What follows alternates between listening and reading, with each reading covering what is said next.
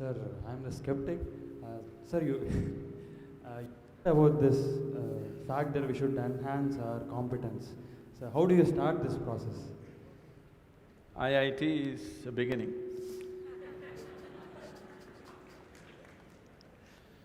So, what are you skeptical about? You don't believe competence will work in this world, is it? Corruption is also a certain kind of competence, anyway. That was supposed to be a joke. Huh? That was supposed to be a joke. Okay, that's supposed to be a joke. So, now, how do I enhance my competence? See, let's say you want to run on the field, let's say you want to run a race, you want to run 100 meters.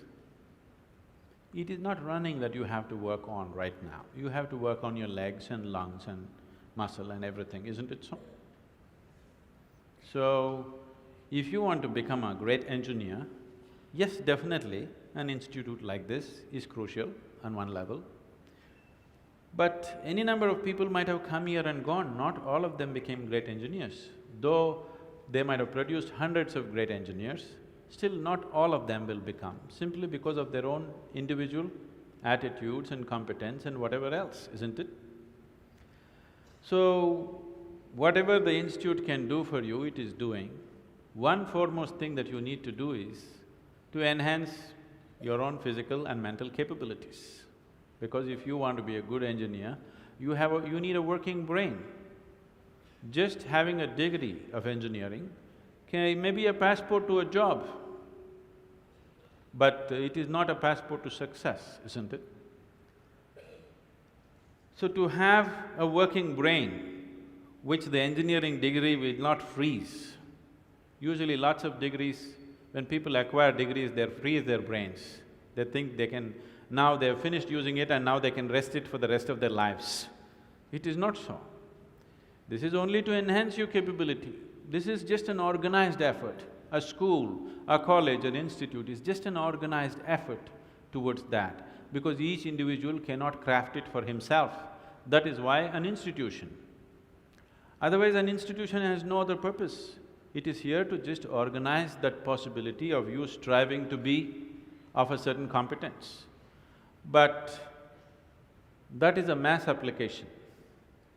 But as an individual, your most important thing is you as a human being, you are functioning at the fullest level.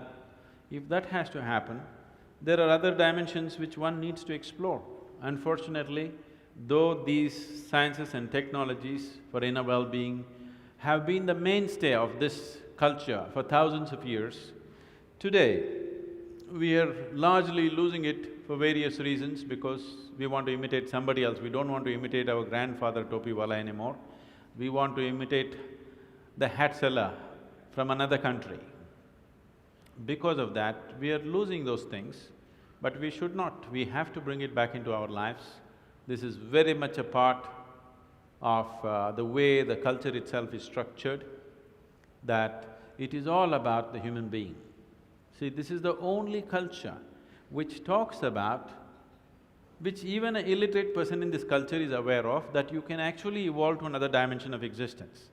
Even if I go into a village and talk to an illiterate peasant who has not read anything, who doesn't know anything, who's not heard any of this stuff, even to him if I go, he will not ask me, give me a golden horse or something, he'll say, "Enakku mukti venum Swami."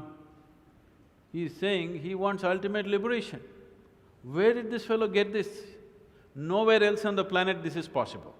Nowhere else on this planet is it possible that an illiterate person is thinking that he can break his present dimension of existence and go to another place, whatever that place is.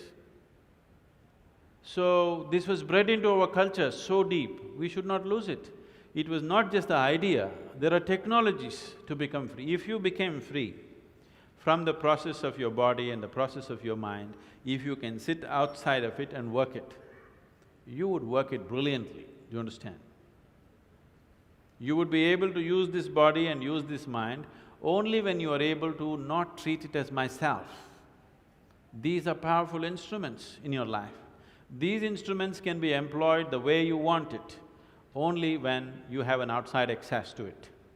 Right now, you are a phenomenal computer, but you don't know where the keyboard is. When you can't think, you scratch this spot, that's not where it is.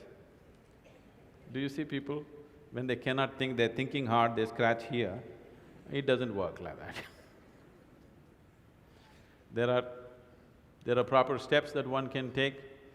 It could be offered here if everybody is willing for that.